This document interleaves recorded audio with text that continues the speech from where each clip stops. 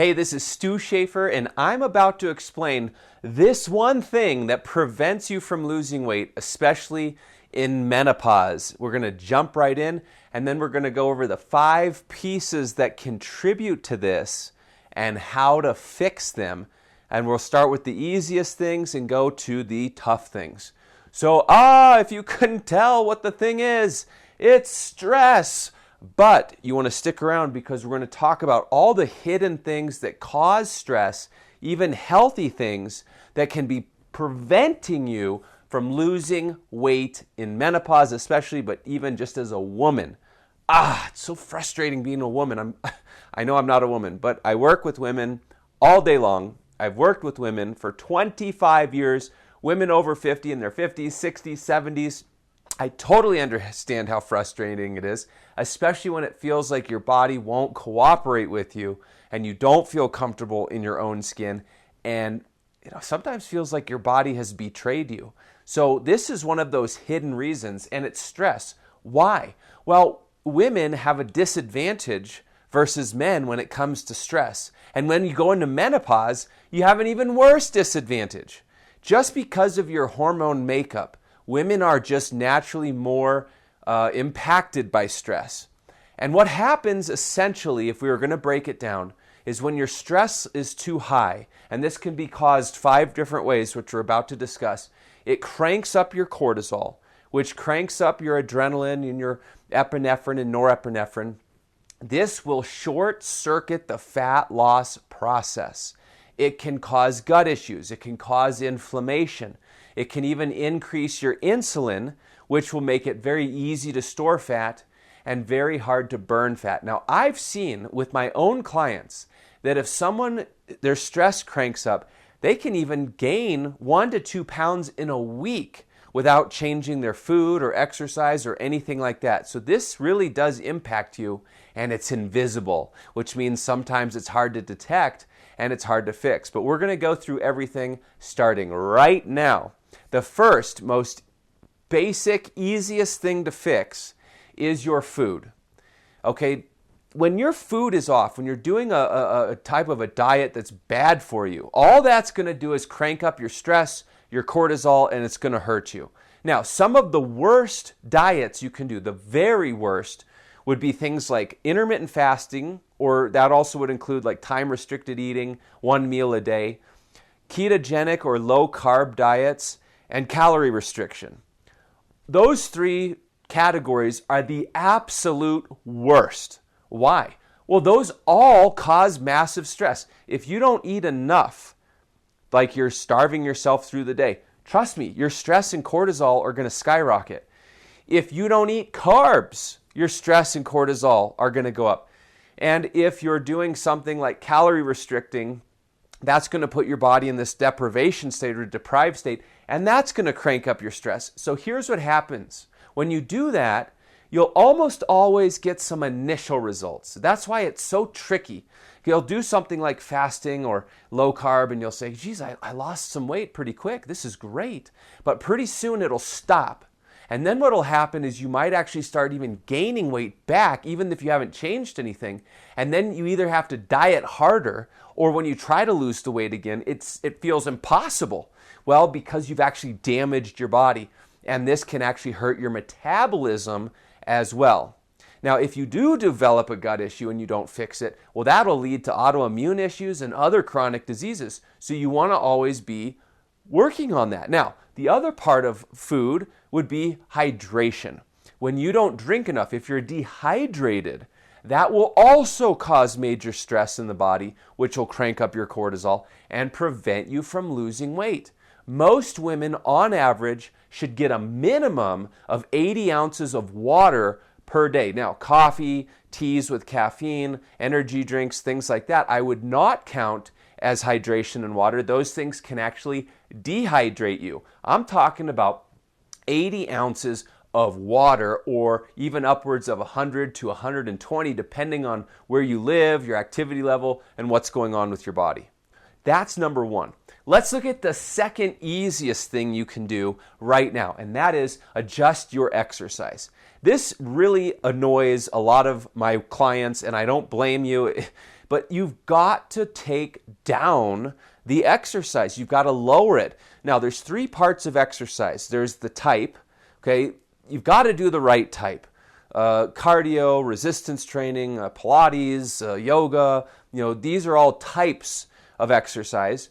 The amount of exercise has to be correct. If you do too much, that's bad. But if you do too little, that's also bad. Okay, so you really has to get into this sweet spot. And then the intensity of the exercise. Well, okay, most women are doing too much and too intense, and that cranks up your stress. Now, a lot of women are also doing the right type. This is really dependent on your body fat percent and your goals. But in general, most women are doing too much and too intense. And because of that, they're overstressing their body. This has, they think, and logically so, because if you look at the different types of exercise, the experts say, oh, you should do the high intensity interval training because it burns way more calories in a shorter amount of time. And all that matters for weight loss is calories out, in and calories out, which is not true, as you probably know. So you have to get rid of that thinking. It's not calories in, calories out. It's so much more. Your body is complex. When you do high intensity interval training, sure, it might burn more calories, but then it cranks your cortisol, it cranks your adrenaline, it can cause inflammation, it can cause higher insulin levels as a result of that high cortisol and inflammation, and it can really cause major problems with your metabolism. It can even cause problems with your thyroid because chronically elevated cortisol can lower your thyroid function, which will also slow down your metabolism. So now you have all these things working against you. Listen, if you're watching this right now or listening to this and you're thinking, this sucks. Yeah, I know it does. I'm not here to tell you if this is good or bad. I'm just here to deliver the information that I've accrued over 25 years to help you avoid these hidden traps. So the exercise needs to be in the sweet spot. Normally, every woman I've ever worked with has had to lower their intensity and pull down the amount that they're doing. You really don't need more than about 30 minutes a day. It's very rare that a woman would need more than 30 minutes a day, and you don't need high intensity exercise. I'm just going to tell you that right now. It can be worse for you. The costs outweigh the benefits. So that's number 2, quick and easy fix. Let's look at the third thing, and this is very important. And that is you need to make sure you have good gut health. When your gut is off, a couple things can happen. And this might also be part of the food category. But if you're eating foods and your gut is off, let's say you have leaky gut, everything you eat is going to cause inflammation in the body. That inflammation is going to cause stress. It's going to crank up your adrenaline and cortisol, and you're never going to be able to lose weight. You'll never be able to burn body fat as long as you're in that state. So it won't matter what you do. You can try every diet known to man. You can work as hard as you possibly can. It's not going to work if your gut is off. And I would say probably 70 to 80% of the women I work with have some level of gut issue that we have to fix. And once we fix it, their weight loss just goes crazy. Now, sometimes you might be eating foods that are causing inflammation that you don't realize. You have a hidden sensitivity to them, which won't even show up on the blood tests. And so you need to get rid of those foods. Now, I've done other lessons about the foods you should avoid and the foods you should be eating in menopause. You'll definitely want to check out those lessons. We'll splash them up here. That'll go a long way into helping the gut. But you may also need to do extra things like healing the gut lining, and there's certain supplements you can take for that. Doing something like maybe a parasite cleanse. Certain probiotics or digestive enzymes might be necessary temporarily in order to rebalance your gut microbiome. But you've got to balance your gut. Now, in fact, I did a whole lesson on gut and balancing the gut. Check that out too, and the types of results you can expect when you do that. But it's vital. If your gut's off, you're going to be stressed, and your body is going to shut down, which is why a lot of women are so confused when they're eating so healthy and they've already cut out a lot of foods, but they still can't get results. This is one of the things that's happening, all right? Let's look at the fourth cause of stress, and that is over here. That's lack of sleep, bad sleep. Okay, sleep. There's 2 variables for sleep. the amount that you're getting, and the quality, okay? If you get a lot of sleep but it's poor quality, that's not good. If you only get a tiny bit of sleep and it's great quality, that's still not good. You need enough sleep and good quality sleep. Normally 7 to 9 hours is the typical that most bodies need. And women need maybe a little bit better quality or a little bit more, and especially if you're in menopause, because your body's changing, it's trying to keep up with the hormone production, and your adrenal glands have to do all the work. So with sleep, there's a couple of tricks I'll go over really quick that can certainly help you with sleep, and I'll go over a couple of simple supplements too. And I'll also make sure I put the supplements in the description so you can find them very easily. They're really inexpensive. You can get them on Amazon. Number one thing you want to do is you want to wake up at the same time every day. Now, I know that sounds weird, but see, it's easier to control when you wake up than it is to control when you fall asleep. So if you wake up at the same time every day, even if you don't fall asleep until late the night before, or you get really crappy sleep and you're tired, that's the whole point. You'll be tired that day, but what'll happen is your body and your body's circadian rhythms will start to adjust so that after you go through that little initial hurdle, it'll become much easier to fall asleep and stay asleep because you'll create that pattern. So the first thing you should do is start waking up at the same time every day. The second thing you should do is get into a pre-bedtime routine. This means you get to your bed around the same time every night, and you have a very similar routine. Obviously, the routine should be conducive for sleeping. You don't want to be watching a lot of TV or stressful TV or the news or surfing on the phone, because obviously the screen time will inhibit your sleep. But maybe you listen to some music, some calming music, or you read a little bit, or you do like a little Epsom salt bath, or you do a little meditation, journaling, maybe some essential oils, you diffuse them, or do some aromatherapy, something like that where it's like the same routine every night. And the reason you want it to be the same is psychologically, that will then start triggering your body to know it's time to go to sleep. And when you get into that routine, you'll actually end up falling asleep a lot easier. So, bedtime routine, waking up at the same time every morning.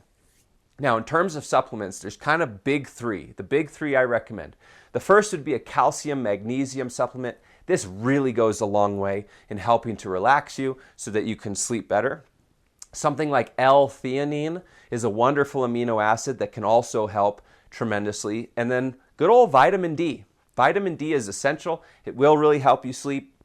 A lot of times in the winter, you won't get enough vitamin D even if you're out in the sun because of the angle it's at. So you may need to supplement, supplement with some vitamin D. Those would be the big three I would recommend. Okay, let's look at the fifth cause of stress. This is the toughest one. This is the mental stress, the mindset. You know, these are the things like, emotional stress, all the responsibilities you have, the family, the spouse, the kids, all of that. You're all going to be stressed. We're all stressed. I'm stressed. It's impossible to live life without stress. Even if you were on an isolated island somewhere, eventually something might stress you out. You might worry about something. Okay, so there's a couple of fast and easy tricks you can use if you're dealing with this type of stress. The first one is a tapping technique. It's called EFT, or the Emotional Freedom Technique. Now, there's a lot of great sequences you can look up online, and those are great to get started. But the key is you got to get in the habit of using it. Now, sometimes you might use it before bed. Sometimes you might use it through the day, maybe before you eat, which would help your digestion and help you lose weight. But it's good to use this practically and build it or incorporate it into your day-to-day life. The other is a breathing technique, and I'll give you the simplest one you can do. There's a lot out there, but this is the simplest one. You want to breathe through your nose. So you'll close your mouth, and you'll take 5 breaths through your nose over the course of 1 minute. That means each breath is going to be 12 seconds, which would be roughly 6 seconds in and 6 seconds out. Now, that's a long breath. So if you take 5 12-second breaths through your nose. That will physically pull down your cortisol and your adrenaline, and it'll put you in the parasympathetic state. This is a great habit to get into before you eat your meals. It's also a great habit to get into before bed, so it slows and pulls everything down and puts you into this beautiful, relaxed state. These are simple things you can do right now, and you should do all of them right now. Probably the biggest two that are going to have the most impact are the food and the exercise. The gut comes next, and then the sleep, and then the mindset. The mindset's the toughest. All these others, you can control. They're physical. You can make these changes now, and it's going to make a huge difference with how fast you lose weight, your energy, your hormones, your digestion, your gut health, everything. Now, I'm going to splash up a couple of videos that you're definitely going to want to watch. One of them is going to go into more details about food, timing, combination. The other is going to go into more gut health issues. You definitely want to watch those, so click those links. I'm also going to put a link in the description. There's great resources over at our website that are free, a free fat loss quiz, a free fat loss masterclass. Click those links now, and I will see you over there. All right, take care.